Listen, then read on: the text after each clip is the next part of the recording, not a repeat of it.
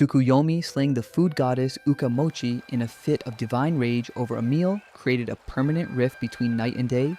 Amaterasu, hiding in a cave after being terrorized by her brother, plunged the entire world into darkness until the gods staged an elaborate striptease to lure her out.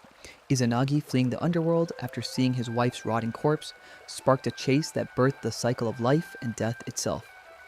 And those are just 3 of the haunting Japanese myth entries in this video. Can you imagine all the mystical stuff when we dive deep into Fall Asleep to Japanese myths? The moon goddess's lantern over the next 2 hours. I was certainly shocked by some of the stuff I found when I made this video, so if you're ready to be blown away by what's about to come, sit back, relax, maybe light an incense stick and prepare for your journey into the spirit realm, and let's begin. The creation of Japan. Izanagi and Izanami's divine marriage. Japanese mythology begins with chaos. Before the world existed, there was only a formless void. No land, no sky, no separation between anything. Just endless primordial soup mixing together with no purpose or direction. The ancient gods looked down at this mess and decided something needed to be done. They needed someone to bring order to the chaos. They needed creators who could shape the formless void into something real. So they chose 2 divine beings for this impossible task. Izanagi and Izanami, the male and female deities who would become husband and wife, the ones who would create the islands of Japan itself. The gods gave Izanagi and Izanami a special tool for their mission, a jeweled spear called Amenonu Hoko. This spear had power beyond anything mortal beings could comprehend. It could pierce through chaos itself and pull forth solid matter from nothingness. The 2 deities stood on the floating bridge of heaven, a celestial pathway that existed above the void. They looked down at the churning chaos below them. Izanagi raised the jeweled spear high above his head and thrust it down into the primordial ocean. He stirred the waters, round and round, mixing the chaos, churning it into something new. When Izanagi pulled the spear back up, drops of brine fell from its tip. These drops didn't dissolve back into the ocean, they solidified. They became the first piece of land in all of existence, a small island called Onogoro. The first solid ground in the universe. Izanagi and Izanami descended from the heavens to stand on this island. They walked its shores. They felt solid earth beneath their feet for the first time. This island was their creation, their accomplishment. But it was just the beginning. The gods had given them a mission to create more than just one tiny island. They needed to create an entire nation. Standing on Onogoro Island, Izanagi and Izanami decided to marry. They needed to unite as husband and wife to continue their creative work. They built a sacred pillar at the center of the island. This pillar represented the axis of the world, the connection between heaven and earth. The 2 deities performed a marriage ritual by walking around this pillar. Izanami walked in one direction. Izanagi walked in the other. When they met on the opposite side, they would be bound together forever. But there was a problem with their first attempt. When they met at the pillar, Izanami spoke first. She said to Izanagi, "What a handsome man you are." In ancient Japanese culture, women were not supposed to speak first in formal ceremonies. The man was supposed to initiate conversation. By speaking first, Izanami had violated the proper order of things. This mistake would have consequences. The marriage ritual was flawed from the start. Izanagi and Izanami consummated their marriage and Izanami gave birth to their first child. But the child was malformed, deformed, wrong. They named this child Hiruko, which means leech child. Hiruko had no bones. He couldn't stand or walk. He was limp and useless. Izanagi and Izanami were horrified. They had created something monstrous. They didn't know what to do with this failed creation. So they made a terrible decision. They placed Hiruko in a boat made of reeds and set him adrift in the ocean. They abandoned their firstborn child to the waves. Izanami gave birth again. This time she produced an island, but it was also deformed and unusable. 2 failures in a row. Izanagi and Izanami realized something had gone wrong with their marriage ritual. They went back to the gods and asked for guidance. The gods examined what had happened and identified the problem. Izanami had spoken first. The woman had initiated when the man should have spoken. This violation of proper order had corrupted everything that came after. Izanagi and Izanami returned to Onogoro Island to try again. They performed the marriage ceremony a second time. They walked around the sacred pillar again. But this time, when they met, Izanagi spoke first. He said to Izanami, "What a beautiful woman you are." Izanami responded appropriately. The ritual was correct this time. The marriage was properly consecrated. And this time, their union would produce successful creations. Izanami began giving birth to the islands of Japan. One by one, she produced solid land from her divine body. The first was Awaji Island. Then came Shikoku. Then Kyushu. She continued birthing islands until she had created 8 major landmasses. These became known as the 8 islands of Japan. Each island was perfect, solid, real, places where life could eventually flourish. Izanagi and Izanami walked on each island they created. They saw mountains forming, rivers flowing, forests growing. Their creations were working. The chaos was becoming order, but Izanami wasn't finished creating. After birthing the islands, she began giving birth to gods, deities who would rule over different aspects of nature. She birthed the god of wind, the god of trees, the god of mountains, the god of fields. Each deity emerged from her divine body and took their place in the new world. Izanagi and Izanami were populating creation with divine beings who would maintain and protect what they had made. Everything was going perfectly until Izanami prepared to give birth to her final child. This child was Kagutsuchi, the god of fire. Fire is destructive, uncontrollable, dangerous. As Kagutsuchi emerged from Izanami's body, his flames burned her from the inside. Fire scorched her divine flesh. She screamed in agony as the fire god tore through her. The burns were catastrophic. Fatal. Izanami collapsed. She was dying. Izanagi held his wife as she suffered. He watched helplessly as her body failed. She had given birth to the entire nation of Japan. She had created countless gods.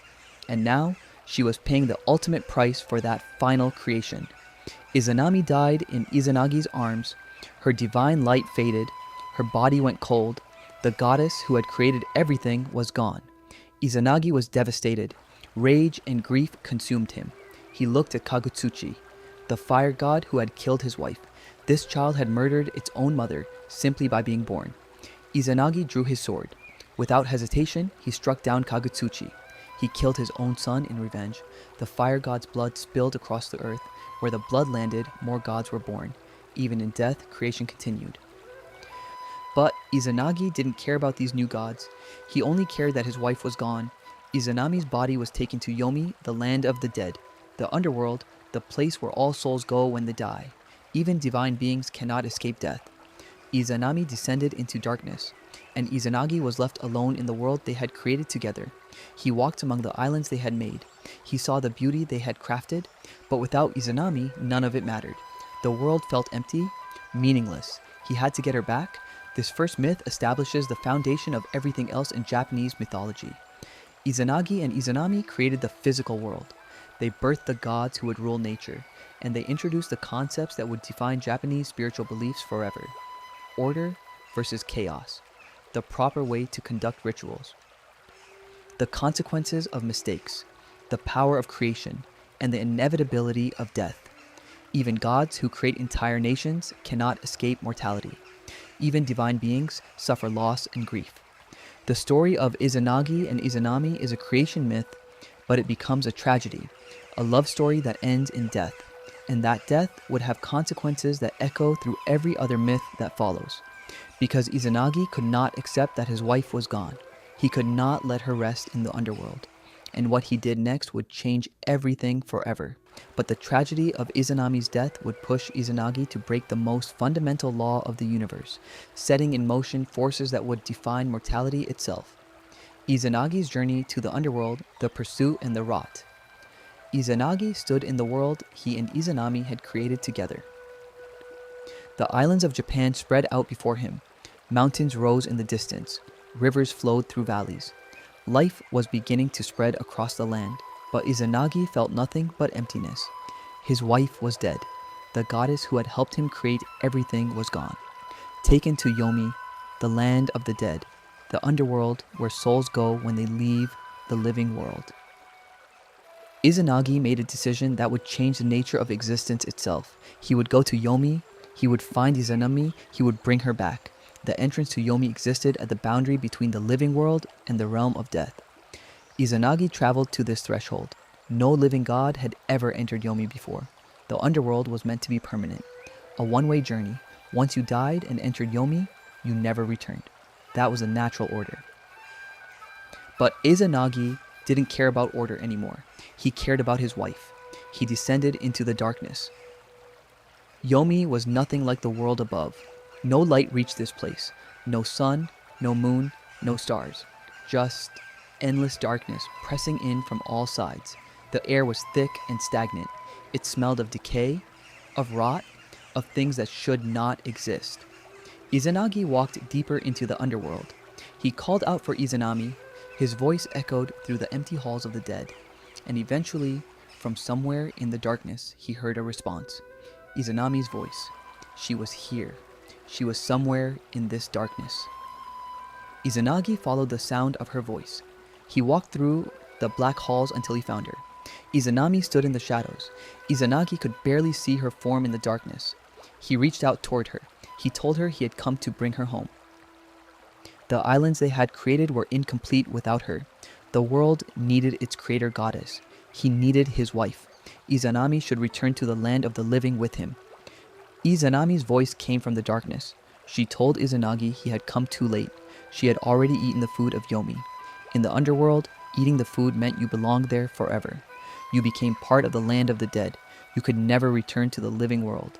Izanami had been here long enough that she had eaten.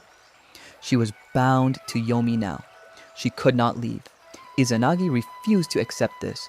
He begged Izanami to try anyway. Surely there was some way, some exception, some rule that could be bent. Izanami was a goddess who had created the entire nation of Japan. Surely the rules of death didn't apply to her. Izanami hesitated. She told Izanagi she would speak with the gods of Yomi. She would ask if an exception could be made. But Izanagi had to promise her one thing. He could not look at her. No matter what happened, no matter how long it took, he must not try to see her in the light. He had to wait in the darkness and trust her. Izanagi agreed. He would wait. He would not look at her. Izanami disappeared deeper into Yomi to consult with the underworld gods. Izanagi stood alone in the darkness. Time passed. Hours, maybe, or days. Time didn't work the same way in Yomi. Izanagi waited, and Izanami did not return. The silence stretched on. The darkness felt heavier. Izanagi began to worry. What if something had happened to her? What if she was in trouble? What if she was lost in the maze of Yomi's halls? Izanagi's worry turned to impatience. He had promised not to look at her, but she had been gone for so long. He needed to know what was happening. He reached into his hair and pulled out a comb. He broke off one of the comb's teeth and lit it on fire. A small flame sparked to life. Weak light pushed back the darkness just enough for Izanagi to see. He held the burning tooth like a torch and walked deeper into Yomi. He would find Izanami himself. What Izanagi saw next would haunt him for eternity. He found Izanami lying on the ground in one of Yomi's chambers. But she was not the beautiful goddess he remembered. Her body was rotting, decomposing. Her flesh was gray and covered in maggots. Worms crawled through her skin. Her face was half decayed, with bone showing through where flesh had fallen away. Her eyes were sunken and lifeless. This was not his wife. This was a corpse. A rotting, putrid thing that used to be the goddess of creation. Izanagi screamed. He dropped the burning comb tooth. He stumbled backward in horror. He had broken his promise. He had looked at Izanami. And now he had seen what death had done to her. She was gone. The beautiful goddess who had birthed the islands was nothing but rotting meat in the darkness of Yomi. Izanami stirred. Her decayed body moved. She sat up. Her rotting face turned toward Izanagi. When she spoke, her voice was filled with rage and humiliation. She had told him not to look. She had made him promise, and he had broken that promise. He had seen her in her most shameful state. He had witnessed her decay. Izanami screamed at Izanagi. She told him he had humiliated her, he had violated her trust, and now he would pay for what he had done. Izanami summoned the hags of Yomi. These were demons who served the underworld, hideous creatures who hunted souls that tried to escape. They appeared from the darkness, surrounding Izanagi. Their faces were twisted and monstrous. Their hands reached for him with long, sharp nails. They would drag him deeper into Yomi. They would make him stay in the underworld forever. He would rot alongside Izanami. Izanagi ran. He sprinted through the halls of Yomi as fast as his divine legs could carry him. The hags chased after him. Their shrieks echoed through the underworld. Izanagi pulled items from his clothing as he ran and threw them behind him. First, he threw his headdress. When it hit the ground, grapes sprouted from it. The hags stopped to eat the grapes. This bought Izanagi a few precious seconds. He kept running. When the hags finished eating and resumed their pursuit, Izanagi threw his comb. Bamboo shoots erupted from where the comb landed. The hags had to fight through the bamboo. This delayed them again. Izanagi was getting closer to the exit. He could see light ahead, the boundary between Yomi and the living world. He was almost free. But then Izanami herself joined the chase. She was no longer lying in the chamber. She was running after him. Her rotting body moved with unnatural speed. She commanded an army of Yomi's demons to stop Izanagi. Warriors of the underworld blocked his path.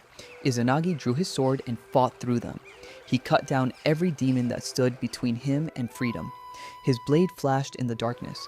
Underworld creatures fell before him. Nothing would stop him from escaping this nightmare. Izanagi reached the entrance to Yomi. He burst through the threshold into the living world. Daylight hit his face. Fresh air filled his lungs. He was back. But Izanami and her army were right behind him. They poured out of the underworld entrance, ready to drag him back down. Izanagi looked around frantically. He needed to seal the entrance. He needed to trap them in Yomi before they could reach him. He saw a massive boulder nearby. Izanagi grabbed it and rolled it in front of the entrance to Yomi. The boulder was so large that it completely blocked the passage. The demons clawed at the stone from the other side, but they couldn't move it. They were trapped. Izanami reached the boulder and pressed her rotting face against the stone. She could see Izanagi through a small gap. She was furious, humiliated, betrayed. Izanami shouted at Izanagi through the boulder. She told him that because of what he had done, she would kill 1,000 people every day. She would take 1,000 living souls into Yomi daily as punishment for his betrayal. Death would claim the living constantly. This was her curse. This was her revenge. Izanagi responded with his own declaration. He told Izanami that if she would kill 1,000 people every day, he would create 1,500 people every day. Life would always outnumber death. For every soul she took, he would create more. The cycle would never end. Birth and death would chase each other through eternity. Neither would ever win. This exchange created the eternal cycle of life and death. Before this moment, death was just something that happened, but now death had a purpose. Death had a goddess devoted to it.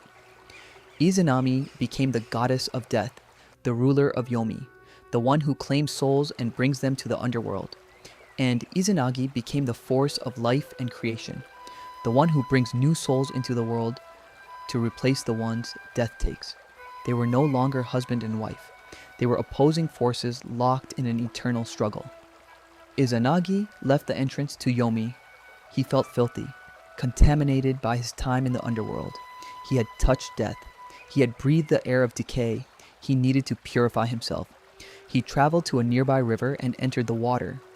As he washed himself, divine beings emerged from the water, droplets that fell from his body. When he washed his left eye, a goddess appeared.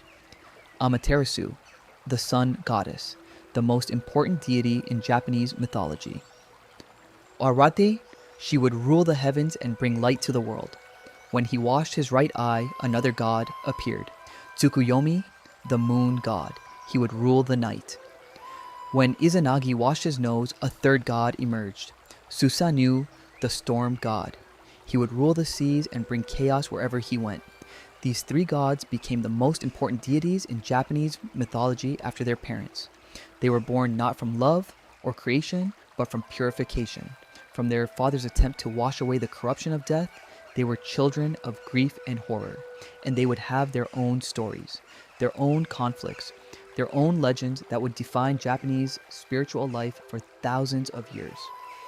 Izanagi's journey to Yomi explains why death exists, why people die even though new people are born, why life and death are locked in eternal balance. Izanami could not forgive her husband for breaking his promise, for seeing her in her state of decay.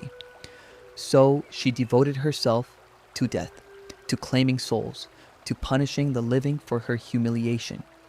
And Izanagi could not stop creating life, could not stop trying to outnumber death, could not stop trying to fill the void his wife had left. They were together when they created Japan, but they became enemies after death separated them, and their enmity created the fundamental rule of existence itself. All things that live will die, but life will always continue. Death takes, life gives, and the cycle never ends. Before we move on, make sure to subscribe if you're enjoying this breakdown. The 3 children born from Izanagi's purification would shape the heavens themselves, but one sibling's rage would trigger a catastrophe that plunged the entire world into eternal darkness. Amaterasu's Cave, the Sun. Goddess's Retreat. Amaterasu was the goddess of the sun. She brought light to the entire world. Every morning, she emerged from her palace and traveled across the sky, illuminating the earth below. Crops grew because of her light. Life flourished under her warmth. The gods and humans alike worshipped her as the most important deity in all of heaven. But Amaterasu had a problem. Her brother Susanoo, the storm god, was completely out of control. He was violent, destructive, and refused to follow any rules. And his behavior would eventually push Amaterasu to do something unthinkable. She would hide from the world, and when the sun goddess disappeared, all light would vanish with her. Susanoo was born from Izanagi's purification after escaping Yomi. He emerged from his father's nose as a storm, wild, unpredictable, dangerous. From the moment of his creation, Susanoo caused problems. He wept constantly. His tears created storms that flooded the land. His tantrums spawned hurricanes. Izanagi tried to give Susanoo responsibility by assigning him to rule the seas, but Susanoo refused. He said he wanted to visit his mother Izanami in Yomi instead. He wanted to go to the land of the dead. Izanagi was furious. Izanami had become the goddess of death. She lived in the underworld. No one should want to visit Yomi voluntarily. Izanagi banished Susanoo from his presence. He told his son to leave and never return. Susanoo decided to visit his sister Amaterasu in heaven before descending to Yomi. He wanted to say goodbye to her. But his arrival in heaven was so violent that Amaterasu thought he was coming to attack her. When Susanoo ascended to heaven, the mountains shook. The rivers reversed their flow. The earth trembled beneath his feet. Amaterasu armed herself and prepared for battle. She tied her hair up in warrior knots. She strapped a quiver of 1,000 arrows to her back. She held her bow ready. When Susanoo appeared, Amaterasu demanded to know why he had come. She accused him of trying to steal her kingdom. Susanoo insisted he meant no harm. He only wanted to say goodbye before leaving for Yomi. To prove his intentions were pure, he suggested a contest. They would create children through a ritual. Whoever created male children would be declared sincere and honest. Whoever created female children would be declared deceitful. Amaterasu agreed to this test. They performed the ritual. Amaterasu took Susanoo's sword, broke it into pieces, and chewed them. From the mist of her breath, 3 goddesses were born. Susanoo took Amaterasu's necklace, broke it, and chewed the beads. From his breath, 5 gods were born. Susanoo had created more children, and they were male. He declared victory. He had proven his sincerity. Amaterasu should trust him now. But Amaterasu pointed out that the children came from her necklace. They were born from her possession, so they should count as her children. This meant she had won the contest. The argument went back and forth. Eventually, they agreed that Susanoo had proven himself. Amaterasu allowed him to stay in heaven temporarily. This was a mistake, because Susanoo immediately started causing destruction. Susanoo destroyed the boundaries between rice fields that Amaterasu had carefully maintained. Rice farming required precise irrigation. Each field needed to be separate so water could be controlled and distributed properly. Susanoo tore down all the barriers. Water flooded uncontrollably. Crops were ruined. Amaterasu said nothing. She tried to excuse his behavior. Maybe he was drunk. Maybe he didn't understand what he was doing. Susanoo's destruction escalated. During the harvest festival, when the first rice of the season was offered to the gods, Susanoo defecated in the sacred hall where the ceremony was held. He literally shit in the holy space. This was an unforgivable desecration. But again, Amaterasu tried to excuse him. She said maybe it wasn't that bad. Maybe he was sick. Maybe there was a reasonable explanation. Then Susanoo committed his worst act. Amaterasu had a sacred weaving hall where she and her attendants wove clothes for the gods. This was holy work. The weaving hall was a pure, peaceful place. Susanoo took a piebald horse, an animal considered sacred, and skinned it alive. Then he threw the bloody horse corpse through the roof of the weaving hall while Amaterasu and her attendants were working inside. The skinned horse crashed through the ceiling. Blood splattered everywhere. One of Amaterasu's attendants was so shocked that she fell backwards. She landed on her weaving shuttle, which pierced her and killed her. Amaterasu watched her attendant die. She saw the blood, the destroyed sacred space, the desecrated horse, and something inside her broke. Amaterasu didn't say a word. She stood up. She walked out of the weaving hall. She left heaven entirely. She found a cave called Amano Iwato, the heavenly rock cave. She entered the cave, pulled a massive boulder over the entrance, and sealed herself inside. The sun goddess had removed herself from the world, and when the sun disappeared, all light vanished with her. The world was plunged into total darkness. Day no longer existed. The sun never rose. Plants began to die without light for photosynthesis. Crops withered. Animals couldn't hunt. Humans couldn't see. And worst of all, demons and evil spirits flourished in the darkness. These creatures had always existed but had been kept in check by Amaterasu's light. Now they roamed freely. They attacked villages. They terrorized humans. They caused chaos everywhere. The world was dying. The gods gathered in emergency council. 8 million deities came together to discuss what to do. They needed to convince Amaterasu to leave the cave. But how? She had sealed herself inside and refused to come out. She was too traumatized by Susanoo's actions, too hurt by the death of her attendant, too disgusted by the desecration of her sacred spaces. The gods debated endlessly. They came up with plan after plan. Nothing worked. Finally, one god had an idea. His name was Omoi Kane, the god of wisdom and intelligence. He suggested a plan that was so strange, so bizarre, that it might actually work. They would throw a party, a massive celebration, right outside Amaterasu's cave. They would make so much noise, so much commotion, that Amaterasu's curiosity would force her to peek outside. And the moment she opened the cave even slightly, they would pull her out and seal the cave so she could never hide again. The gods agreed to try this plan. They gathered outside Amano Iwato cave. They brought roosters who crowed loudly, creating noise that would normally signal sunrise.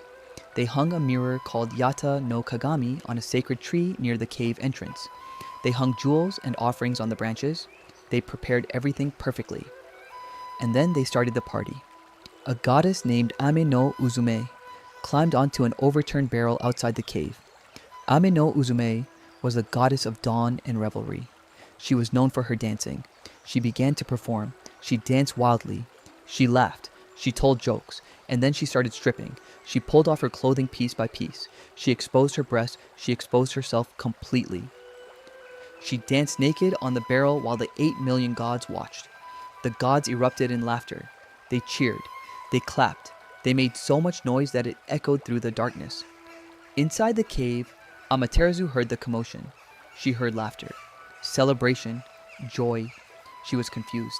The world was supposed to be in darkness and despair. Why were the gods partying? What could possibly be worth celebrating when she, the sun goddess, had removed herself from existence? Amaterasu's curiosity overcame her grief. She pushed the boulder away from the entrance just slightly, just enough to peek outside. She called out and asked why the gods were celebrating. Didn't they realize the sun was gone? Didn't they understand that darkness had consumed everything? Why were they happy? Ame no Uzume, still naked and dancing, called back that the gods had found an even better goddess than Amaterasu, a goddess whose light was brighter and more beautiful. They were celebrating this new superior deity. Amaterasu was shocked. A better goddess? Impossible. No one could surpass the sun. She pushed the boulder further aside and leaned out of the cave to see who this new goddess was. The gods held up the mirror they had hung on the sacred tree. Amaterasu saw her own reflection. She had never seen herself before. She stared at the radiant, beautiful goddess in the mirror. She was transfixed. She pushed the boulder completely aside and stepped out of the cave to get a closer look at this magnificent being. As soon as she emerged, light returned to the world. The sun was back. Darkness fled. Life could continue.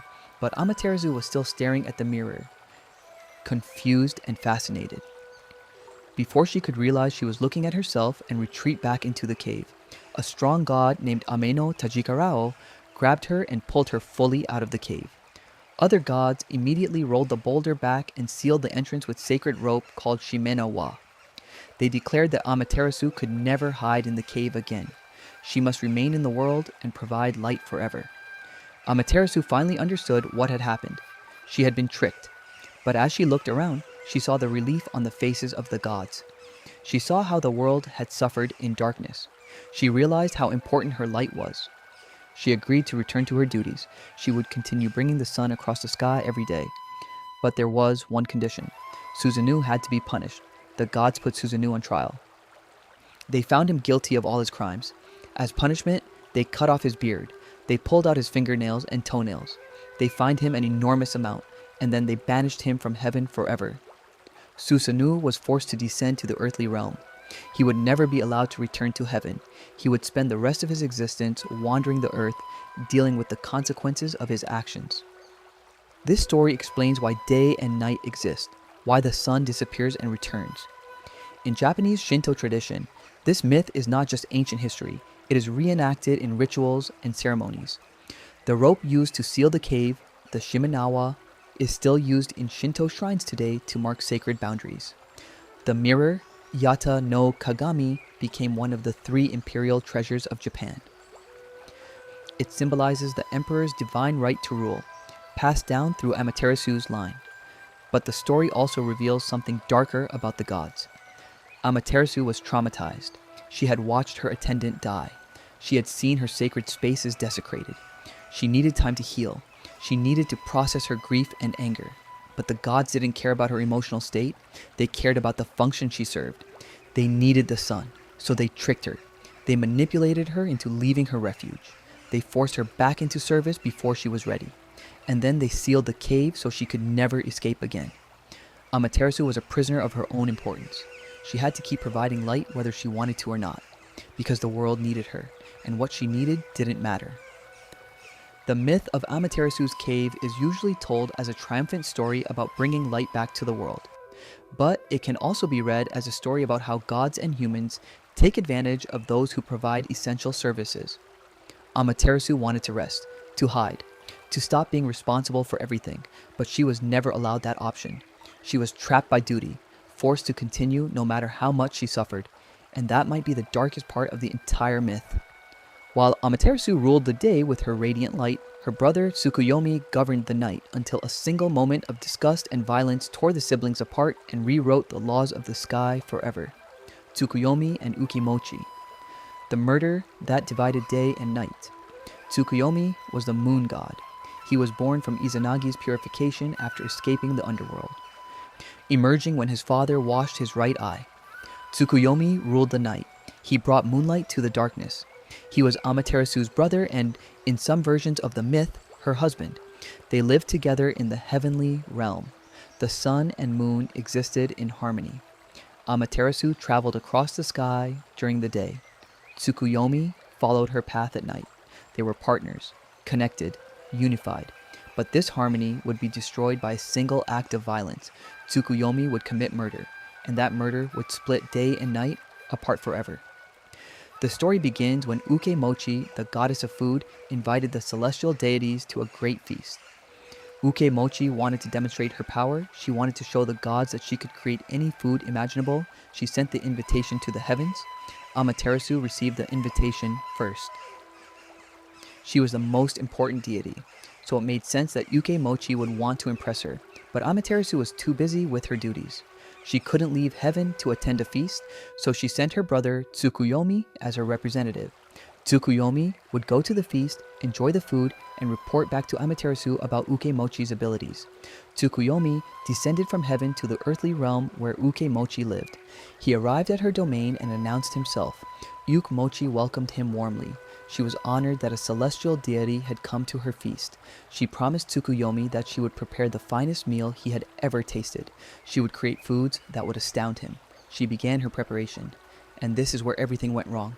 Ukemochi turned to face the ocean. She opened her mouth. Fish poured out of her mouth. Salmon, tuna, mackerel. Every type of fish from the ocean emerged from her divine body. She turned towards the rice fields. She opened her mouth again. Rice poured out. perfect white grains cascading onto plates, she turned toward the forest. Game animals emerged from her mouth: deer, boar, birds. She was producing a feast by vomiting food from her body. Tsukuyomi watched in horror. This wasn't cooking. This wasn't preparation. Uke Mochi was literally regurgitating food from inside herself. The fish had been inside her body. The rice had been stored in her stomach. The meat had been part of her divine essence. She was serving Tsukuyomi food that had come from her own insides, food that had been mixed with her saliva, her digestive fluids, her bodily functions. To Tsukuyomi, this was the most disgusting thing he had ever witnessed. Ukemochi arranged the food on beautiful plates. She presented the feast to Tsukuyomi with pride. She had created abundance from nothing. She had demonstrated her power as the food goddess. She smiled and gestured for Tsukuyomi to eat.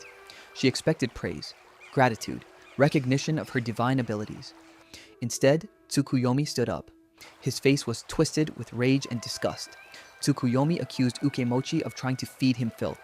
He called her disgusting, impure, contaminated. How dare she present him with food that had been inside her body? How dare she think he would eat something so vile? Ukemochi tried to explain. This was how food worked. All food came from the earth, from divine bodies, from the transformation of one thing into another. There was nothing impure about it. But Tsukuyomi wouldn't listen. In his rage, Tsukuyomi drew his sword. Before Ukemochi could react, he struck her down. He killed the food goddess in her own home. Her body fell to the ground. Blood spilled across the plates of food she had created. The feast was destroyed, and the goddess who provided sustenance to the world was dead. Murdered over a meal. Tsukuyomi returned to heaven. He went to Amaterasu and told her what had happened. He described Ukemochi's method of food preparation. He explained why he had been so offended. He expected Amaterasu to understand, to agree that Ukemochi had committed an unforgivable breach of etiquette. Instead, Amaterasu was horrified, not by Ukemochi's methods, but by Tsukuyomi's actions. Amaterasu was furious. Tsukuyomi had killed a goddess. He had murdered someone who had invited him as a guest. He had destroyed the deity responsible for feeding the world. His disgust over food preparation methods didn't justify murder. Nothing justified what he had done. Amaterasu told Tsukuyomi that she could no longer bear to look at him. She declared that from that moment forward, they would never see each other again. This divine separation created the split between day and night. Before Tsukuyomi's crime, the sun and moon had traveled together. They had existed in the same space. But now Amaterasu refused to share the sky with her brother. When she traveled across the heavens during the day, Tsukuyomi had to wait in darkness. Only after she had completely finished her journey and disappeared below the horizon could Tsukuyomi emerge with the moon. They would chase each other through eternity, but never occupy the sky at the same time. Or, day and night were separated forever because of murder, but the story doesn't end with Tsukuyomi's banishment. Amaterasu was concerned about what would happen to the food supply now that Ukemochi was dead. She sent a messenger to examine the food goddess's body. When the messenger arrived, they found that even in death, Ukemochi continued to provide. From her corpse, new foods were growing. Millet sprouted from her forehead. Rice plants grew from her belly. Wheat emerged from her arms and legs. Soybeans and red beans appeared from other parts of her body. The food goddess had transformed into food itself. These crops were harvested and given to humanity. They became the staple foods of Japan. Rice, millet, wheat, and beans sustained the Japanese people for thousands of years. Ukemochi's death was tragic, but her body gave life to civilization. Agriculture began because the food goddess sacrificed herself, or rather, because she was murdered and her body repurposed for human benefit. The myth of Tsukuyomi and Ukemochi reveals the violence underlying food production. Every meal requires death. Plants must be harvested, animals must be slaughtered, something must die so something else can live. Tsukuyomi was disgusted by seeing this process directly. He wanted food to appear clean and sanitized without confronting the reality of where it came from. But Ukemochi showed him the truth. Food comes from bodies, from transformation, from the cycle of consumption and production. And that truth was so offensive to Tsukuyomi that he killed to silence it. The eternal separation of sun and moon serves as a constant reminder of this crime. Every day when the sun sets and the moon rises, we witness the consequence of Tsukuyomi's violence. Day and night exist because a god couldn't handle the reality of where food comes from. Because divine disgust led to divine murder, and because even gods must face consequences for taking life unnecessarily. Before we move on, make sure to subscribe if you're enjoying this breakdown. While Tsukuyomi faced eternal exile in the night sky, his brother Susanoo wandered the earth in disgrace until he encountered a grieving family and a monster that would give him a chance at something he'd never known: redemption. Susanoo and Yamata no Orochi, the storm god's redemption. After being banished from heaven for his crimes against Amaterasu, Susanoo descended to the earthly realm. He had been stripped of his place among the celestial gods. He wandered the land alone, no longer welcome in heaven. His destruction of sacred spaces, his violence, his complete disregard for order had cost him everything. But Susanoo's story didn't end with banishment. On Earth, he would have a chance at redemption. He would face a monster so terrible that defeating it would transform him from a destructive force into a hero. Susanoo traveled through the province of Izumo. As he walked along a river, he noticed something strange. The water was tinged red, like blood had been mixed into the current. Susanoo followed the river upstream to discover the source. He found an elderly couple sitting outside their home. They were weeping. Their grief was so intense that their tears fell like rain. Next to them stood a young woman, beautiful, terrified, also crying. Susanoo approached them and asked what had happened. The old man identified himself as Ashinazuchi. The old woman was Tenazuchi. They were earthly deities, low-level gods who lived among humans. The young woman was their daughter, Kushinada-hime. Ashinazuchi explained that they once had 8 daughters, beautiful girls, but every year a monster came. A massive serpent named Yamata no Orochi, the 8-headed and 8-tailed dragon. Every year, Orochi demanded one of their daughters as tribute. If they refused, the serpent would destroy entire villages. It would kill everyone, so they had no choice. Year after year, they gave up one daughter. Orochi devoured each girl. Now they had only one daughter left, Kushinada-hime, and the time had come for Orochi to return. Tonight, they would lose their final child. Susanoo looked at Kushinada-hime. He looked at the grieving parents. He made a decision. He would kill Yamata no Orochi. He would save their daughter, but in exchange, Kushinada-hime would become his wife. Ashinazuchi and Tenazuchi agreed immediately. Anything was better than watching their last daughter be devoured by a monster. Susanoo asked them to describe Orochi so he would know what he was facing. Ashinazuchi described a creature beyond comprehension. Yamata no Orochi had 8 heads and 8 tails. Its body was so large it stretched across 8 valleys and 8 hills. Trees grew on its back like it was a moving mountain. Its eyes glowed red like winter cherries. Its belly was always bloody and inflamed, suggesting it was constantly digesting its victims. When it moved, thunder echoed across the land. When it breathed, storms formed in the sky. This was no ordinary serpent. This was a force of nature, a living disaster. Susanoo was not intimidated. He was a storm god. He understood violence and chaos. He had caused destruction throughout heaven. Now he would use that destructive power for something good. He instructed Ashinazuchi and Tenazuchi to prepare 8 barrels of sake, the strongest race wine they could brew. They should ferment it 8 times to make it as potent as possible. Then they should build a fence with 8 gates. Behind each gate, place 1 barrel of sake on a platform. This was Susanoo's plan. And that night, Yamata no Orochi would come. While the sake was being prepared, Susanoo transformed Kushinada-hime into a comb. He placed the comb in his hair. This kept her safe and close to him. She would not be offered to Orochi. She would survive this night. The sun set. Darkness covered the land, and from the mountains, the sound of thunder approached. Yamata no Orochi was coming. The serpent emerged from the darkness.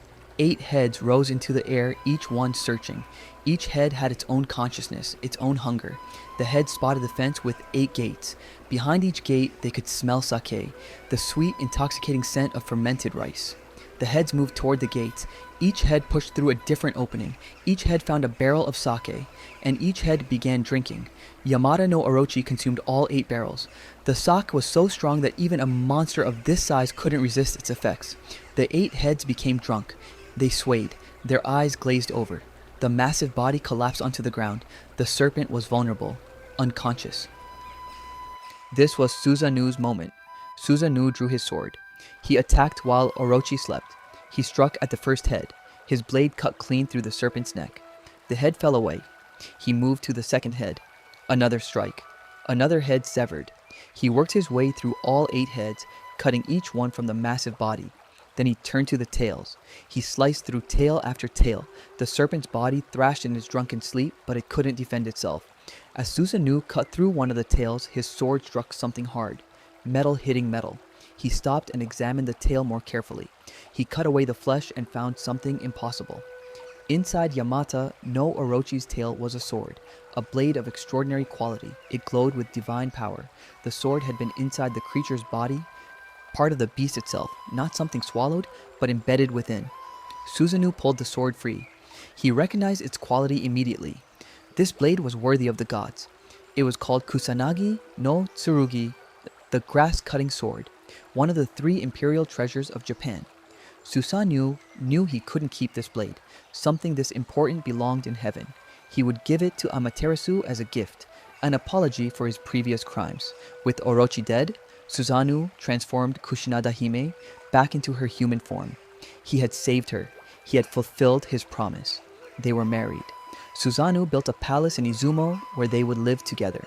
For the first time in his existence, Susanoo had created something instead of destroying it. He had protected instead of terrorizing. He had become a hero.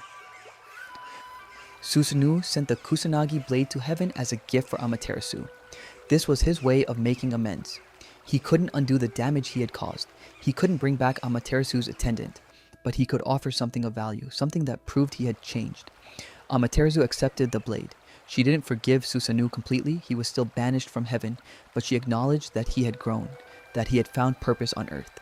The myth of Yamata no Orochi shows how even the most destructive beings can find redemption. Susanoo had been chaos incarnate. He destroyed everything he touched, but when faced with a monster threatening innocent people, he channeled his violence toward protection instead of destruction. He used his storm god powers to save rather than terrorize. The trick with the sake showed intelligence and planning. The defeat of Orochi showed courage. The marriage to Kushinada Hime showed he could build relationships instead of destroying them. And the gift of Kusanagi proved he could put others before himself. But the myth also reveals something darker about how societies function. Ashinazuchi and Tenazuchi had sacrificed 7 daughters before Susanoo arrived. 7 girls fed to a monster to protect everyone else. The community accepted this arrangement. They allowed these deaths to continue year after year because it was easier than confronting Orochi directly. It took an outsider, a banished god with nothing to lose, to finally stand against the serpent. The people who lived there had normalized the horror. They had made peace with sacrificing children to maintain peace. And that acceptance might be more monstrous than Orochi itself. The gods and their conflicts shaped the heavens and the underworld, but on earth, mortals lived their own stories of impossible love and inevitable loss, none more tragic than the tale of a princess who fell from the moon. The tale of the bamboo cutter. Princess Kaguya's celestial origins. An old bamboo cutter named Takatori no Okina lived in the Japanese countryside with his wife. They had no children. They were poor. Every day, the old man went into the bamboo forest to cut stalks that he would sell for a modest living. He had done this work for decades, the same routine, the same forest, the same bamboo, until one day everything changed. He found something in the forest that would alter his life forever. Takatori no Okina walked through the bamboo grove as he always did. He examined each stalk, looking for the best ones to harvest. Then he noticed something unusual. One bamboo stalk was glowing. Light emanated from inside the hollow plant. This was impossible. Bamboo doesn't produce light. The old man approached carefully. He cut open the glowing stalk. Inside, he found a tiny girl, no bigger than his thumb. She was perfect, beautiful, radiant with divine light. The old man had never seen anything like her. He carried the tiny girl home to his wife. They had always wanted a child. Now, miraculously, they had found one. They named her Kaguya Hime, Princess Kaguya, the Shining Princess. They raised her as their own daughter, and she grew. Not slowly like normal children, but rapidly. Within 3 months, Kaguya Hime had grown into a full adult woman. She was the most beautiful person anyone had ever seen. Her beauty was otherworldly. Supernatural. Men from across the country heard rumors of her existence and came to see if the stories were true. But something else had changed along with finding Kaguya Hime. After discovering the glowing bamboo, Taketori no Okina began finding gold inside other bamboo stalks. Every day when he went to the forest, he found more gold. The poor bamboo cutter became wealthy. Rich beyond his wildest dreams, he built a large house. He bought fine clothes. He and his wife lived in luxury, all because of the mysterious child they had found glowing in the bamboo. As Kaguya Hime's beauty became known, suitors appeared. 5 noble men came to ask for her hand in marriage.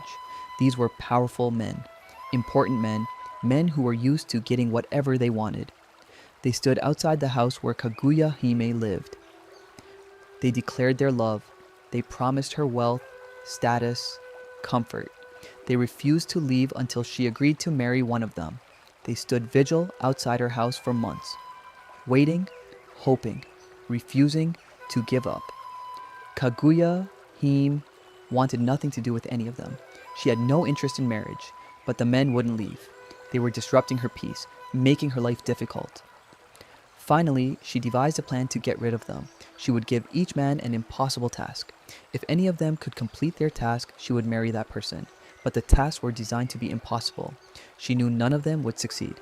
To the first noble, she said she would marry him if he brought her the stone begging bowl of the Buddha. This bowl was said to have supernatural properties.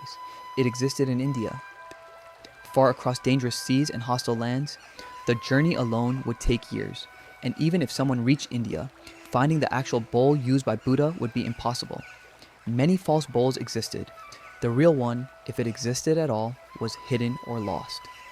To the second noble, she requested a jeweled branch from the mythical island of Horai. This island was said to float somewhere in the eastern sea. Trees on this island had branches made of silver and gold with jewels for leaves and fruits. But Horai was a legend, a paradise that existed only in stories. No one had ever found it. No one ever would. To the third noble, she asked for the legendary robe of the fire rat from China. This robe was said to be made from the fur of a magical rat that lived in fire. The robe itself could not be burned. It was impervious to flames. Such a creature and such a robe were myths. They didn't exist, but Kaguya Hime requested it anyway. To the fourth noble, she wanted a colored jewel from a dragon's neck. Dragons existed in mythology, but no one had ever seen one. They lived in the ocean depths or high in the clouds. They were dangerous, powerful, and legendary. Stealing a jewel from a dragon's neck would mean confronting the creature, fighting it, surviving its wrath. This was suicide. To the fifth noble, she requested a cowrie shell born from a swallow. Swallows are birds. They lay eggs. They don't produce shells. This request made no logical sense. It was impossible by definition. A swallow cannot birth a shell. The natural laws of the world prevent it. The 5 nobles accepted their tasks. They left to begin their quests. And Kaguya Hime waited, knowing none of them would return with what she had requested. She would be free of them. The first noble, tasked with retrieving Buddha's begging bowl, didn't even attempt the journey to India. He knew it was impossible. Instead, he went to a temple in Japan and found a dirty old bowl. He covered it in soot to make it look ancient. He brought it to Kaguya Hime and claimed it was the Buddha's bowl. She examined it. She held it up to the light. If this was truly Buddha's bowl, it would glow with holy power. The bowl remained dark, dull, lifeless. She exposed his lie. The noble left in shame. The second noble, seeking the jeweled branch from Horai, also chose deception. He commissioned skilled craftsmen to create a fake branch. They used their finest materials, gold, silver, precious gems. The branch they created was beautiful. It looked exactly how a branch from a mythical paradise should look. The noble presented it to Kaguya Hime with confidence. But before she could examine it, the craftsmen arrived at her house. They hadn't been paid. The noble had promised them money and never delivered. They exposed his fraud in front of everyone. The noble fled, humiliated. The third noble actually attempted his quest. He traveled to China seeking the fire rat's robe. He spent years searching. He questioned merchants, travelers, and scholars. Eventually, someone sold him a robe claiming it was made from fire rat fur. The noble paid an enormous sum. He brought the robe back to Japan. He presented it to Kaguya Hime proudly. She asked him to prove its properties. She had a fire prepared. She threw the robe into the flames. If it was truly from a fire rat, it would not burn. The robe caught fire immediately. It burned to ash. The noble had been scammed. His years of searching and his fortune had been wasted. The fourth noble set out to find a dragon. He sailed the seas for months. One day, during a terrible storm, he thought he saw something. A massive shape in the water.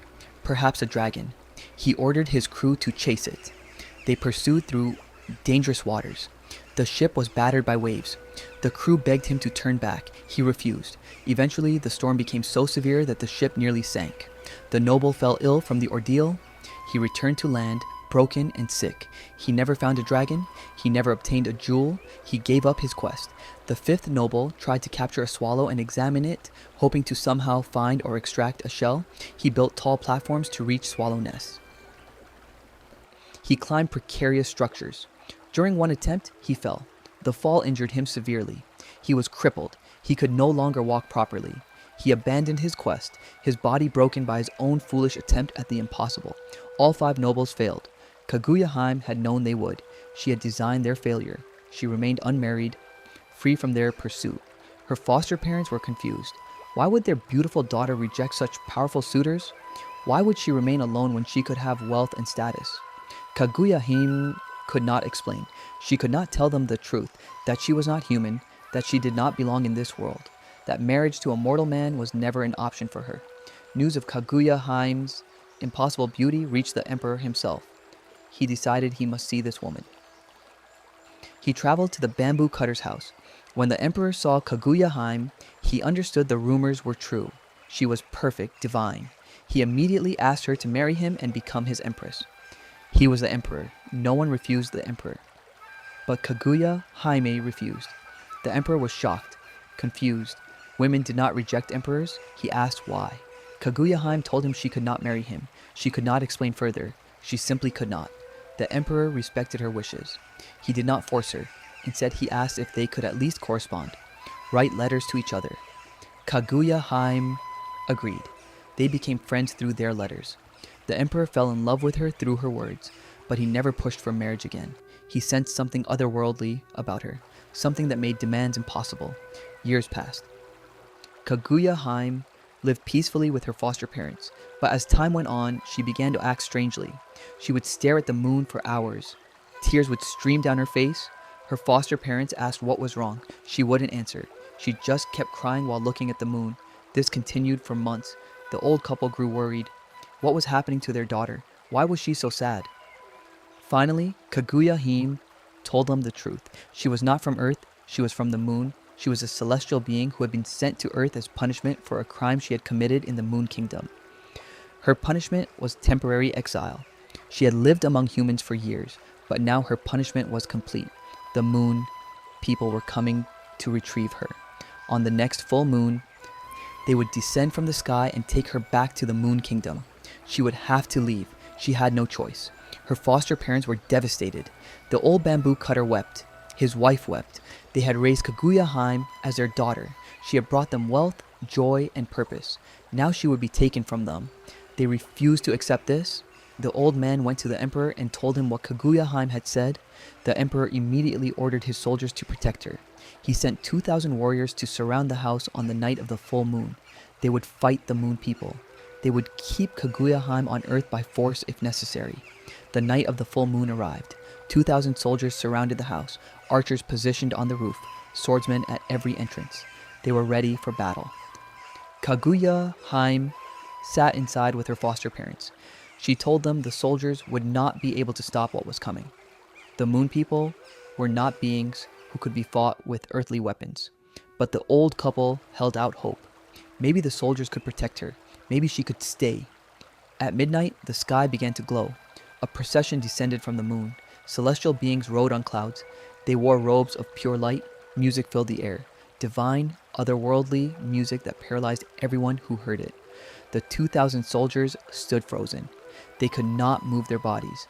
They could not draw their weapons. They could only watch as the moon people descended. The celestial beings landed in front of the house. They carried a robe and an elixir. A messenger spoke. They had come to retrieve Princess Kaguya. Her exile was complete. She must return to the Moon Kingdom now. She must put on the celestial robe and drink the elixir of immortality. Once she did these things, she would forget her life on Earth. She would return to her true form. She would be a moon person again. Kaguya Haim emerged from the house. She was crying. She looked at her foster parents. The old couple who had raised her loved her, given her everything. She told them she did not want to forget them. She did not want to leave, but she had no choice. The laws of the celestial realm could not be broken. She had to return. Before putting on the robe, Kaguya Haim wrote 2 letters, one to her foster parents, one to the emperor. In the letter to her parents, she thanked them for their love. She told them they had given her the happiest years of her existence.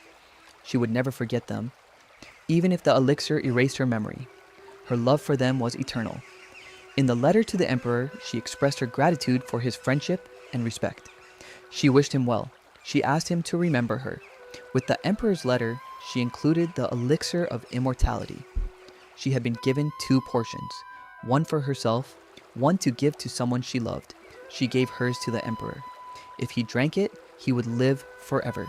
He could rule Japan for eternity. But Kaguya Hime suspected he would not drink it. Immortality without love was meaningless. Kaguya Hime put on the celestial robe. The moment the fabric touched her skin, her memories began to fade. Her love for her parents dimmed. Her attachment to earth weakened. She drank her portion of the elixir. She transformed. Her earthly form dissolved.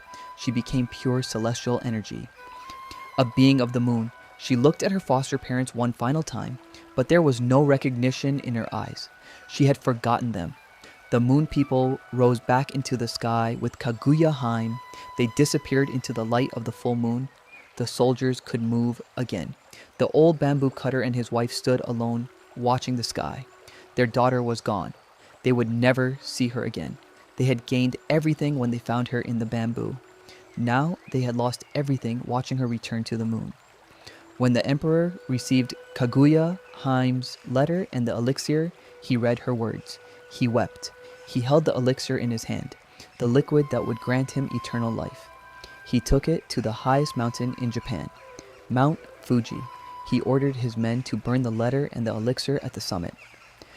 He did not want immortality without Kaguya Haim. Life meant nothing if she was not in the world. The smoke from the burning elixir rose into the sky.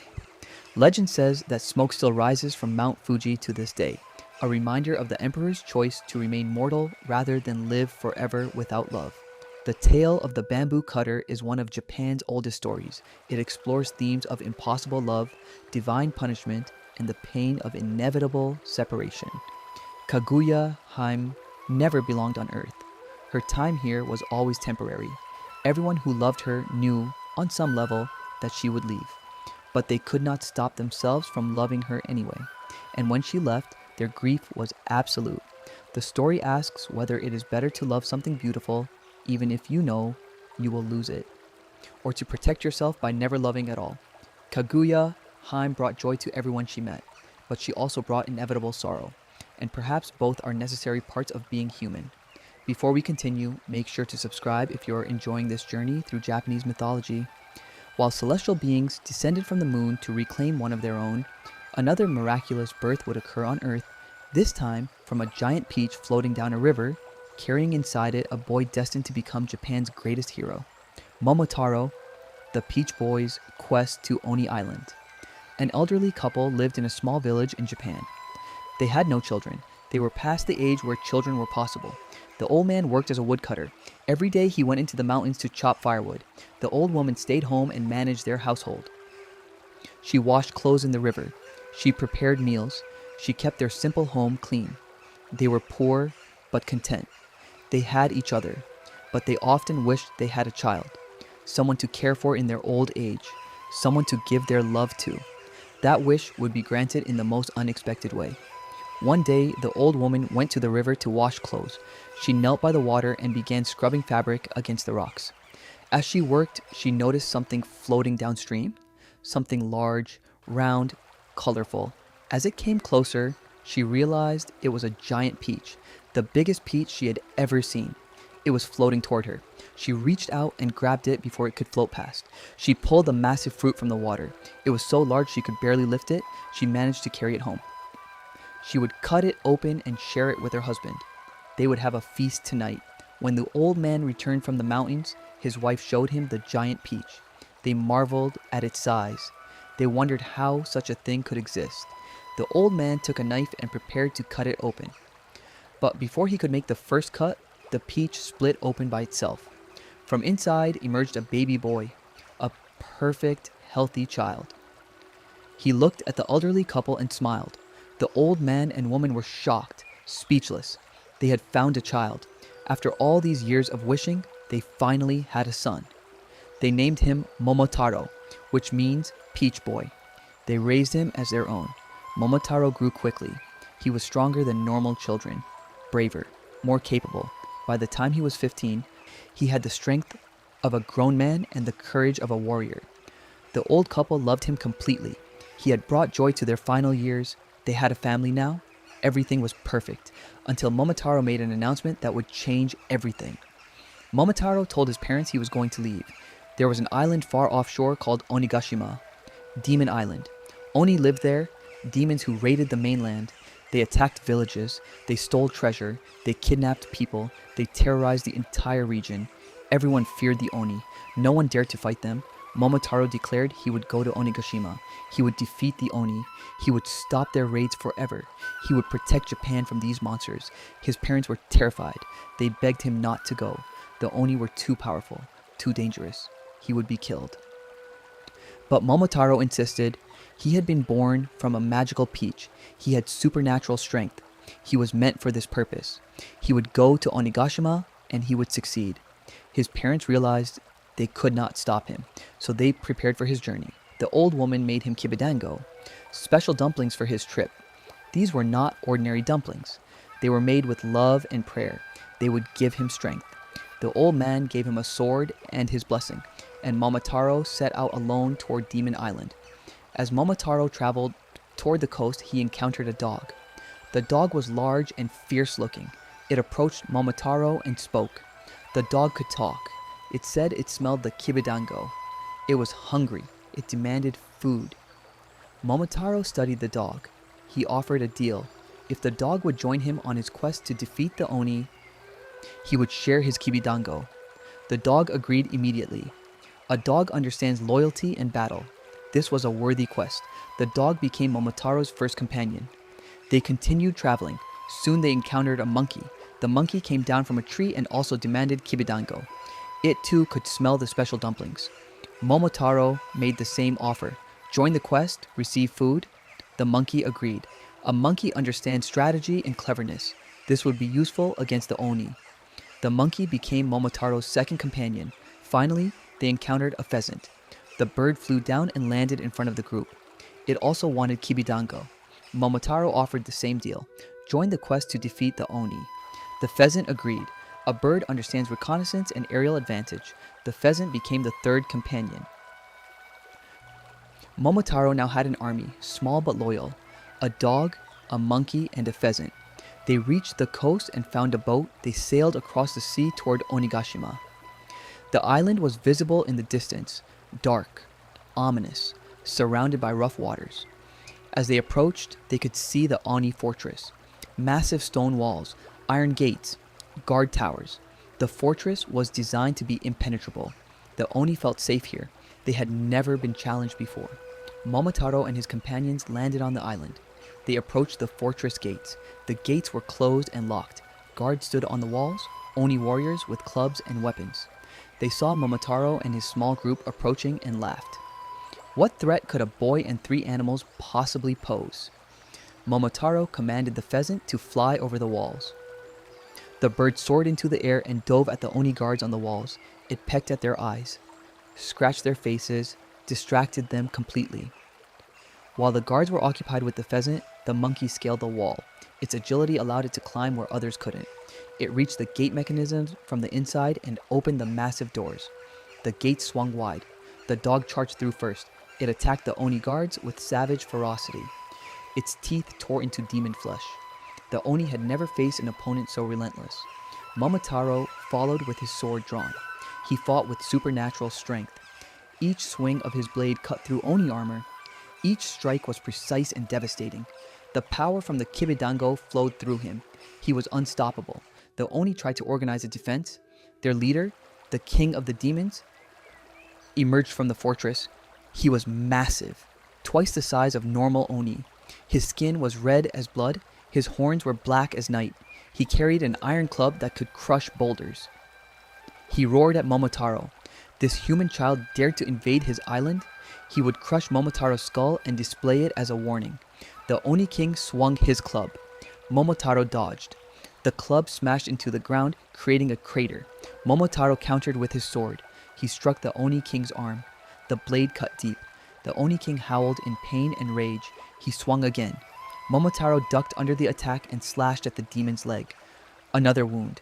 The Oni King was bleeding now, weakening. The dog, monkey, and pheasant coordinated their attacks on the other Oni. They fought as a unit. The dog bit at legs and arms. The monkey struck at vulnerable points. The pheasant targeted eyes and faces. The Oni army was overwhelmed. They had never encountered such teamwork, such determination. They began to retreat, to flee back into the fortress. Momotaro pressed his advantage against the Oni King. Strike after strike. The demon could barely defend himself. His movement slowed. His strength faded. Finally, Momotaro delivered a powerful blow that knocked the iron club from the Oni King's hands. The demon fell to his knees. He was defeated. Momotaro held his sword to the Oni King's throat and demanded surrender. The Oni King had no choice. He surrendered. He begged for mercy. Momotaro made him swear an oath. The Oni would never raid the mainland again. They would never harm humans. They would remain on Onigashima forever. If they broke this oath, Momotaro would return and kill them all. The Oni King agreed. He had no power left to refuse. The Oni brought out their treasure, mountains of gold, jewels, precious items stolen from countless raids. They loaded it onto Momotaro's boat as tribute, payment for the mercy of being allowed to live. Momotaro accepted the treasure. He and his 3 companions sailed back to the mainland. They had succeeded. The Oni threat was eliminated. Momotaro returned to his village a hero. He brought the treasure to his parents, the old couple who had found him in a peach. They would never be poor again. They would live in comfort for the rest of their lives. The village celebrated Momotaro's victory. Songs were sung about the peach boy who defeated the demons. His story spread across Japan. He became a legend. The tale of Momotaro represents the ideal hero in Japanese culture. He was filial, showing respect and love for his parents. He was brave, facing impossible odds without fear. He was strong, but also strategic, gathering allies rather than fighting alone. And he was merciful, sparing the Oni rather than exterminating them. The story teaches that true strength comes not just from power, but from loyalty, cooperation, and wisdom. The dog represents loyalty, the monkey represents intelligence, and the pheasant represents courage. Together with Momotaro's strength, they achieved what none could accomplish alone. But the story also reflects historical anxieties about foreign invasion. Onigashima has been interpreted as representing threats from across the sea, pirates, raiders, or foreign armies. Momotaro's journey to stop these threats before they reach the mainland speaks to the defensive mindset of an island nation. The Oni are dehumanized enemies who exist only to be defeated. There is no attempt to understand them or negotiate before violence. The story celebrates preemptive military action and total victory. From this perspective, Momotaro is a folk hero and a militaristic fantasy, a story told to justify conquest and violence against those labeled as demons. While heroes like Momotaro fought physical demons on distant islands, other mortals faced spiritual battles much closer to home, trapped by debts of gratitude that bound them to creatures from the spirit world. The Crane Wife: Gratitude, Secrets, and Sacrifice. A young man lived alone in a small village. He was poor, he worked hard but barely earned enough to survive. He had no family, no wife, no children. He lived in a tiny house that leaked when it rained. He ate simple meals of rice and vegetables, but he was kind. He never complained about his poverty. He helped his neighbors when he could. He treated all living things with respect. This kindness would bring him both fortune and heartbreak. One winter day, the young man was walking home through the snow. He heard a sound, a cry of distress. He followed the sound and found a crane caught in a hunter's trap. The trap had closed around the bird's leg. The crane was struggling to free itself. Blood stained the white snow beneath it. The bird would die if it remained trapped. The young man looked around. He saw no hunter nearby. The trap had been abandoned or forgotten. The young man approached the crane carefully. The bird tried to escape but couldn't move. The young man spoke softly. He told the crane he would help. He wouldn't hurt it. The crane stopped struggling and watched him with intelligent eyes. The young man opened the trap. The crane's leg was injured but not broken. The bird would heal. The crane looked at the young man for a long moment. Then it spread its wings and flew away into the gray winter sky. The young man continued home. He thought about the crane. He hoped it would survive the winter. He hoped its leg would heal. He went to bed that night in his cold house. The wind howled outside. Snow piled against the walls. He wrapped himself in thin blankets and tried to sleep. There was a knock at the door. The young man woke up. Who would be traveling in this weather? Who would come to his house in the middle of a winter night? He got up and opened the door. Standing outside was a young woman. She was beautiful. She wore simple clothes, but they were clean and well made. She looked cold, exhausted, lost. The young woman asked if she could stay the night. She had been traveling and got caught in the storm. She had nowhere else to go. The young man agreed immediately. He brought her inside. He gave her his blankets. He made hot tea. He offered her what little food he had. The young woman thanked him. She told him her name was Tsuru. The next morning, the storm had passed. The young man expected Tsuru to leave. Instead, she asked if she could stay longer. She had nowhere to go. No family. No home. If the young man would let her stay, she would help him. She would cook and clean. She would make his house comfortable. The young man agreed. He was lonely, having company would be pleasant, and Tsuru was kind and helpful. Days passed. Tsuru kept her promise. The house became clean and organized. The meals improved. The young man found himself falling in love with Tsuru. She seemed to care for him as well. One evening, he gathered his courage and asked if she would marry him. He knew he had nothing to offer. He was poor, his house was small, but he would work hard. He would do his best to make her happy. Tsuru said yes. They were married in a simple ceremony. The young man had never been happier. For the first time in his life, he had a family. Someone who loved him. Someone to share his life with. But their poverty remained. They barely had enough to eat. Winter was approaching again. The young man worried about how they would survive.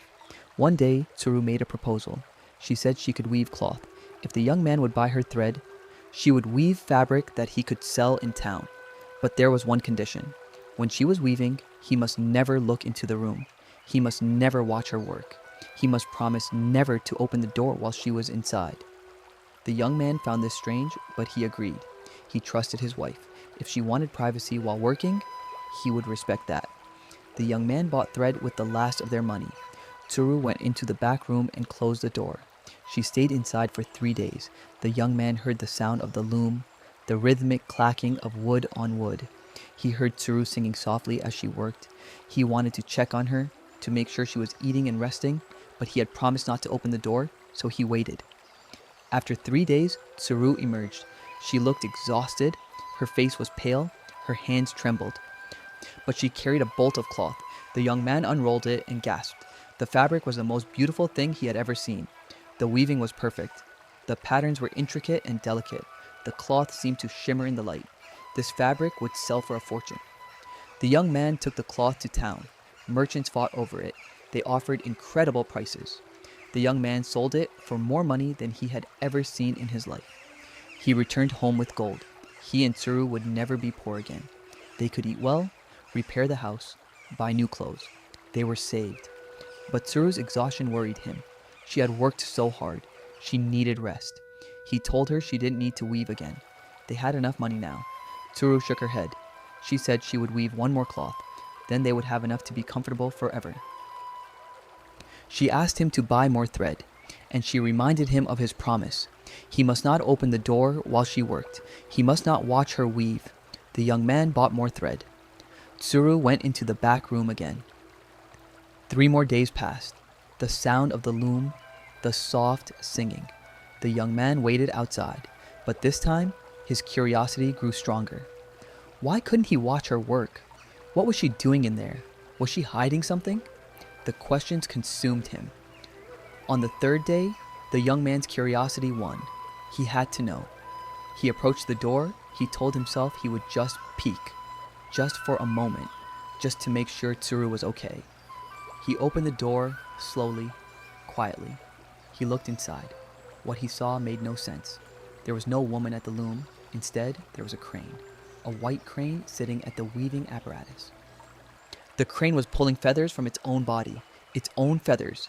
It was weaving them into the cloth. Blood spotted the bird's skin where feathers had been pulled out. The crane looked weak, sick. It was sacrificing its own body to create the beautiful fabric. The crane saw the young man. Their eyes met. The crane cried out, a sound of sorrow and betrayal. Before the young man could speak, the crane transformed. It became Tsuru again, his wife, but she was crying. She told him she was the crane he had saved from the trap. She had been so grateful for his kindness that she wanted to repay him. She had taken human form to become his wife. She had used her own feathers to weave cloth so he would never be poor again. But he had broken his promise. He had looked. Now she had to leave. The young man begged her to stay. He didn't care that she was a crane. He loved her. He didn't need more cloth or more money. He just wanted her. He wanted his wife. Tsuru shook her head. The magic was broken. She couldn't stay in human form anymore. She had to return to the spirit world. She had to fly away. Tsuru transformed back into a crane. She flew out of the house and up into the sky. The young man ran after her. He called her name. He begged her to come back. But the crane flew higher and higher until it disappeared into the clouds. She was gone. The young man stood alone in the snow. He had everything he needed to survive. Money, food, a warm house. But he had lost the only thing that mattered. He had lost his wife. And it was his own fault. The Crane Wife is one of Japan's most heartbreaking folk tales. It explores themes of gratitude, sacrifice, and the destructive nature of curiosity. Tsuru gave everything to repay the young man's kindness. She literally pulled herself apart to help him. But he couldn't trust her.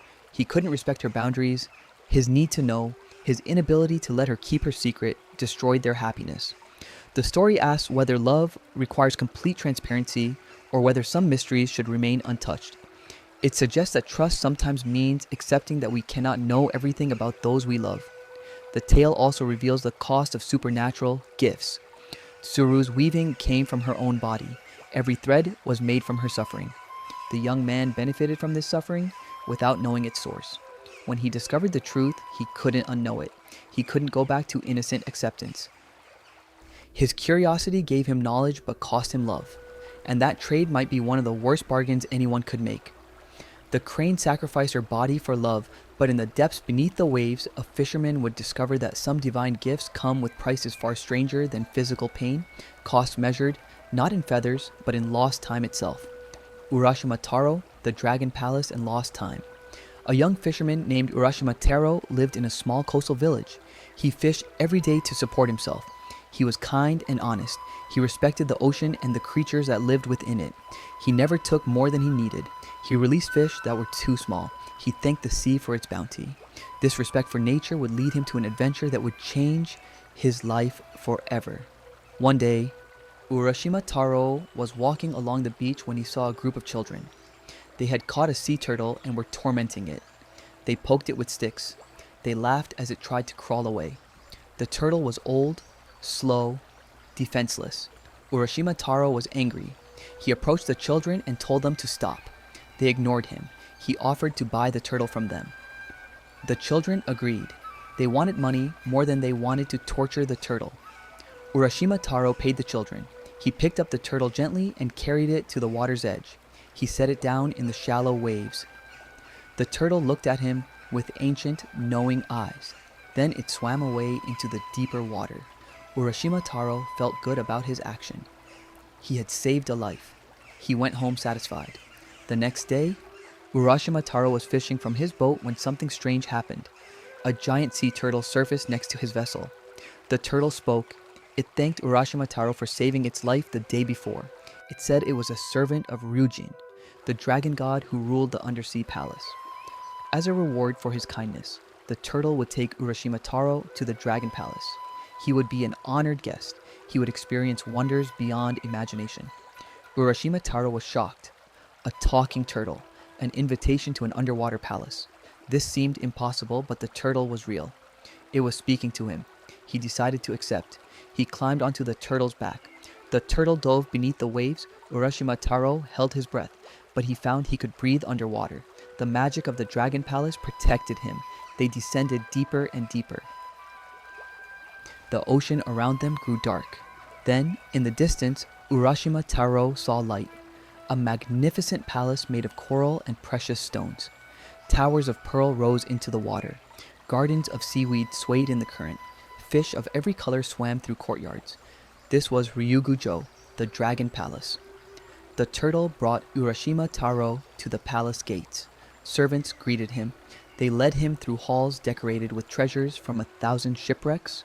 They brought him to a throne room where Ryujin, the dragon god, sat in majesty. Next to the dragon god was his daughter, Princess Otohime.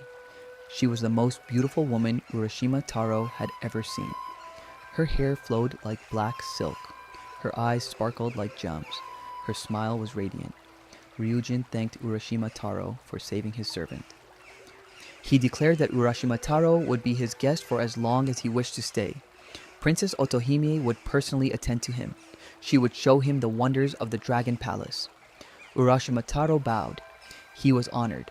Princess Otohime led Urashima Taro through the palace. She showed him halls that represented the 4 seasons.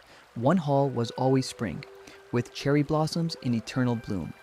One hall was summer, warm and bright. One was autumn, with red and gold leaves. One was winter, with frost and snow that never melted. Time moved differently in each hall. Seasons existed simultaneously. Days passed, or perhaps weeks. Urashima Taro lost track of time. He spent every moment with Princess Otohime. They walked through the gardens. They attended feasts where fish swam through the air carrying food on their backs. They watched performances by creatures of the deep. They fell in love. Princess Otohime asked Urashima Taro to marry her, to stay in the Dragon Palace forever. Urashima Taro wanted to say yes. He loved her. The palace was paradise. He had everything he could ever want. But he thought about his home, his village, his parents. They must be worried about him. He had been gone for so long. He needed to return and tell them he was safe. Then he could come back to the palace and marry Princess Otohime. Princess Otohime was sad but understanding. She gave Urashima Taro a beautiful box called a tamate bako. She told him this box would protect him, but he must never open it. No matter what happened, no matter how curious he became, he must keep the box sealed. If he opened it, he would lose everything. Urashima Taro promised. He would never open the box. The turtle carried Urashima Taro back to the surface. They reached his village. Urashima Taro climbed off the turtle's back and waded to shore. He looked around. Something was wrong. The village looked different. The buildings had changed. The people were strangers. He approached an old man and asked what had happened to the village. Where was everyone he knew? The old man looked at him strangely. He said the village had changed over many years, many generations. Who was Urashima Taro looking for? Urashima Taro said he was looking for his parents, for his family. The old man thought for a moment. Then he remembered. There was a legend in the village, a story about a fisherman named Urashima Taro who had disappeared into the sea hundreds of years ago. His family had mourned him. They had died. Their children had died. Their grandchildren had died. Centuries had passed. Urashima Taro couldn't believe it. He had only been gone for a few days, maybe a few weeks, but hundreds of years had passed in the human world. Everyone he knew was dead. Everything he remembered was gone. He was alone in a world that had moved on without him. In his shock and grief, Urashima Taro forgot Princess Otohime's warning. He opened the tamate bako, the box that was never supposed to be opened. White smoke poured out. The smoke enveloped Urashima Taro. He felt strange. His skin dried out. His back bent. His hair turned white and fell out. His hands became wrinkled and spotted with age. In seconds, he transformed from a young man into an ancient one.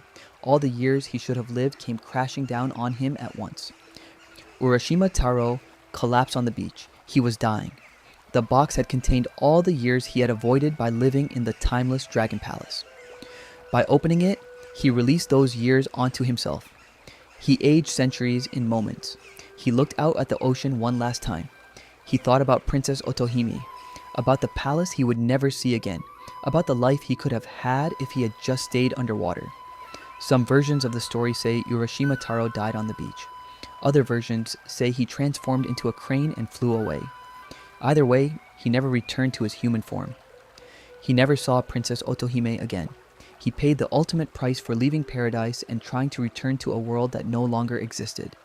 The tale of Urashima Taro explores the dangerous nature of divine gifts. The Dragon Palace offered eternal pleasure. No aging, no death, no suffering. But that gift came with a cost. Urashima Taro could never truly go home. Time moved differently for him. When he tried to bridge the gap between the immortal world and the mortal one, he was destroyed.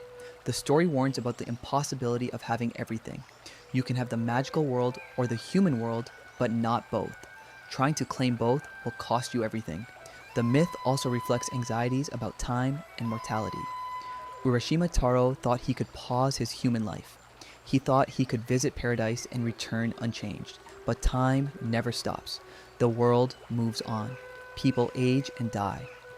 Trying to escape that reality, even temporarily, means accepting that you can never truly come back. The person you were will die the moment you leave. And if you try to reclaim that person, you'll find only dust and memories. If you enjoyed the video, make sure to subscribe, and I'll see you in the next video about Fall Asleep to Greek Myths, the Labyrinth's Secret.